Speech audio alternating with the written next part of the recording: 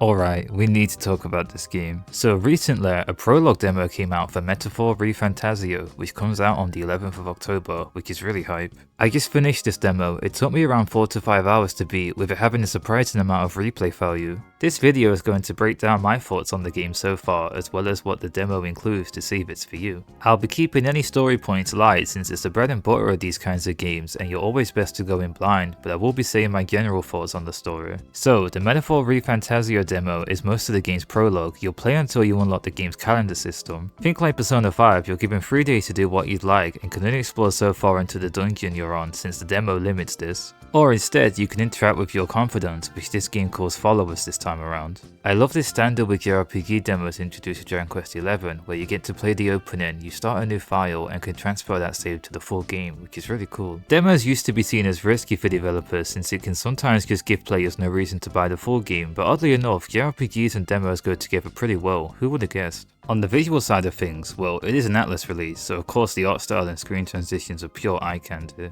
The problem is nowadays, load times are so fast that they can be hard to fully appreciate at times. Also, I need to mention these 2D cutscenes. The amount of these in the demo truly surprised me, and they look amazing and really added to the game's story. We really have come a long way with these, and I can't wait to see more in the full game. My only small complaint, and I'll put an example on screen here, is that because this game still uses the same engine from Persona 5, we can get some outdated animations in-game with some of the characters just flapping their mouth in place. But in all seriousness, with the talk of how game developers have to spend so much time developing and rendering small fidelity to keep up with the hardware, I would much rather have these kinds of animations if it means the game can be made more conveniently. Plus, they aren't really a big deal, just a small complaint I had here. Moving on, we have the characters. I was a big fan of these newcomers. The main character, who starts as just wandering boy but you eventually get to name, is great. He actually talks during cutscenes, giving him a lot more personality compared to the Persona protagonists. They walked a fine line having him say just enough in cutscenes but still keeping him mostly mute. I feel like silent protagonists don't get enough love nowadays, and I think this is the best compromise for this kind of game. My personal favourite character from the demo was your fairy companion Gallica. She fulfills the Morgana role, giving you hints on the story and where to go next, but unlike him, she was actually very likeable. Haven't exactly been much of a guide so far. All I told you was that we had to deliver our message, and that almost got you killed. I never expected it would be this dangerous, and it feels kinda like it's my fault. It's not your fault. You say that, but look, I can't fight with you. But as long as you're up against all this scary stuff, I'll try to help however I can. You've got something special, you know. I don't know what it is just yet, but I believe in you. Oh, hey, you know what insomnia is good for? Catching up on reading.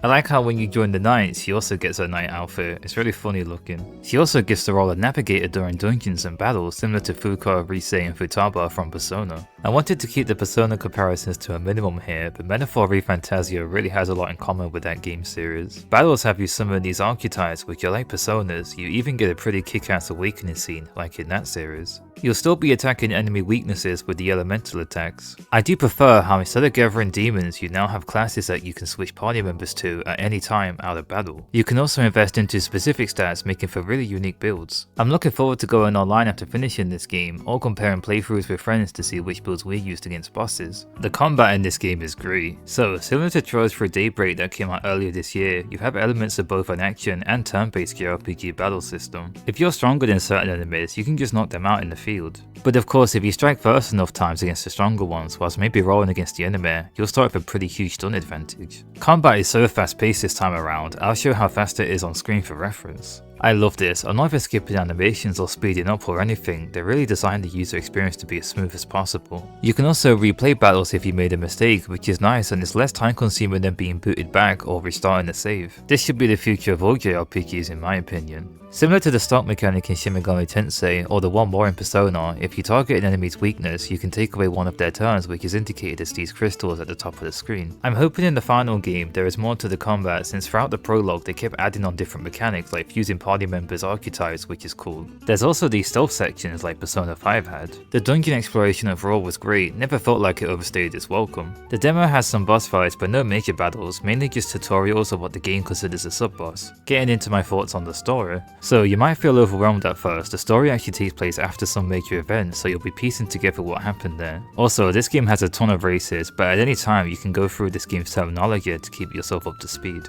This prologue really reminded me of the Kamoshida act in Persona 5. Both games introduced the main villain with a lot of suspense and tension before getting to confront them, going through their many victims' backstories on the way. I'm curious if this game will be breaking the fourth wall. A lot of the imagery as well as the game specifically asking for the player's name is interesting. Also, the race of the main villains are called humans and have some really bizarre designs. A lot happens in the prologue alone, and the momentum of the game was great, no slow recap or padding moments here. I'm also curious how big the map is going to be since the whole world looks huge. Also, the English dub was great. With it being a fantasy game, the characters all have more medieval dialect and the voice acting pulled that off nicely. This is the way of the real world, little lordling! You call this real? Leaders abandon their people and the innocent die by their scorn. If that's the real world, then it can die alongside you!